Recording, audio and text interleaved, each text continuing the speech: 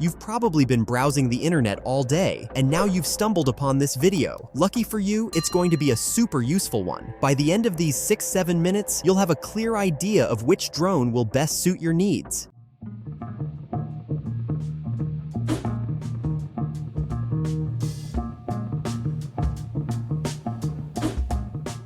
I travel the world with my drones, cameras, action cams, and vlog cams, putting them through their paces. Recently, some exciting new drones have hit the market: the DJI Avata 2, the Air 3, and the Mini 4, plus the ever-reliable Mavic 3 Pro. So, you're probably wondering, which one should you choose? These aren't small investments, so making the right decision is crucial. First, let's figure out your specific needs. Are you planning to use the drone for professional purposes, just for fun, or a mix of both? Are you more interested in capturing stunning photos or shooting high-quality videos? How important is the dynamic range of your videos? Will you be doing color grading afterwards? DJI offers 5 main series of drones: the Mini, Air, Mavic, FPV for those who love racing, and Inspire models. But today, we'll focus on the drones that you can easily get from your local electronics store like Amazon or Walmart. Let's kick things off with the Mini series. This series is incredibly popular because of its ease of use. Originally designed as an entry-level drone, the Mini series has evolved, and now there's almost nothing it can't do, whether you're a professional or a beginner. It's lightweight, shoots in 4K, can record 10-bit video, and offers a flight time of 45 minutes on a single battery. The downside? Its lightweight nature means it's not as wind-resistant as its bigger siblings. But on the plus side, it's very quiet and ultra-portable, making it perfect for photographers like me who are always on the go. The Mini series is a top choice due to its image quality, ease of use, lightweight, and affordability. However, because it's so light, it doesn't handle wind as well as larger drones. Even though it has a level 5 wind resistance rating on paper, it can struggle in windy conditions, especially near cliffs or beaches. But one of the biggest advantages of its small size is its quiet operation. And since it weighs about the same as a battery from a larger drone, it's incredibly easy to carry around, fitting snugly in your bag. If you're interested, check out my comparison video of the Mini 3 and Mini 4 here. Next up, the Air series. While I don't currently have one in my inventory, let me share what I know about its pros and cons. The Air series has been updated with 2 cameras and isn't as expensive as the Mavic 3. It also offers an option with a screen remote, which is very handy. The main camera excels in low light conditions with its f1.7 aperture, and the second camera offers a 3x zoom at 70mm f2.8. The Air series also features an updated connection system called O4, which means stronger connectivity and fewer disconnections. One of the major perks of the Air series is its 2-camera system, allowing for versatile shooting perspectives. In terms of software, it's quite similar to the Mini 4. The Air series offers decent flight time and compact size, but it's not as quiet as the Mini. However, it's more wind-resistant and has dual cameras, making it a solid choice for many users. Now, let's talk about the Mavic 3 Pro. This is a high-end device that's perfect for both photography and videography. It boasts 3 cameras, including a telephoto lens for capturing distant subjects. The main camera has a large 4:3 sensor, offering DSLR-like quality. Plus, you can adjust the aperture, which is a feature not commonly found in most drones. This allows you to balance light and achieve the perfect depth of field. The Mavic 3 Pro is heavier and more expensive, but its image quality is unparalleled. It's a fantastic choice if image quality and professional-grade features are what you're after.